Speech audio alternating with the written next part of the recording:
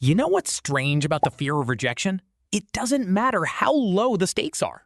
You're about to send a perfectly normal text, pitching an idea, reaching out to someone new, nothing dangerous, nothing life-threatening. And yet your chest tightens, your heart rate spikes, a cold wave of anxiety washes over you, and suddenly you're backing down from a send button as if it were a loaded weapon. Here's what nobody tells you about that feeling. It is not insecurity or a lack of confidence. It is a survival signal that saved your ancestors' lives for hundreds of thousands of years, and your brain has no idea the world changed. For 99% of human history, our ancestors survived in small, interdependent tribes of roughly 150 people. In that environment, cooperation wasn't optional. It was your only defense.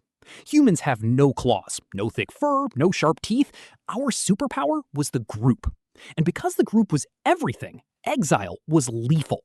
If you acted in a way that annoyed the group, they wouldn't unfollow you or give you a bad review. They would push you out of the camp.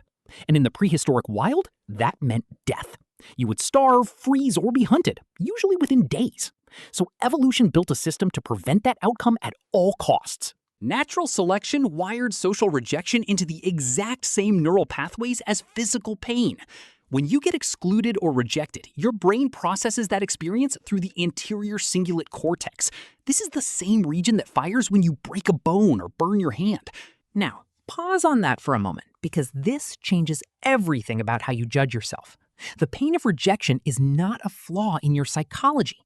It is an ancient survival hack, forcing your ancestors to fix their behavior immediately, apologize to the tribe, and crawl back to the safety of the campfire before it was too late.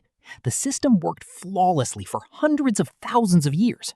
It kept our ancestors alive until we changed the environment. Today, we live in a hyper-connected world of billions of strangers, but your brain is still running Ice Age software.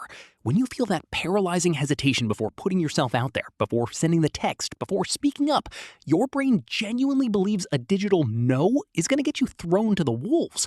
You cannot be exiled from a global society. The campfire is everywhere now. So stop asking what's wrong with me and start asking what is my biology reacting to? It's not weakness, it's a survival instinct that carried your lineage across 10,000 generations. Understanding that doesn't make the fear disappear, but it does make it a lot harder to be ashamed of it. Every feeling you've ever been ashamed of has an evolutionary explanation. Anxiety, sugar cravings, the fear of rejection.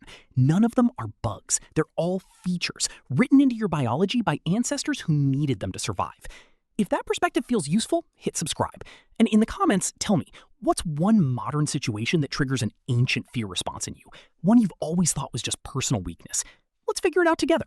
See you in the next one.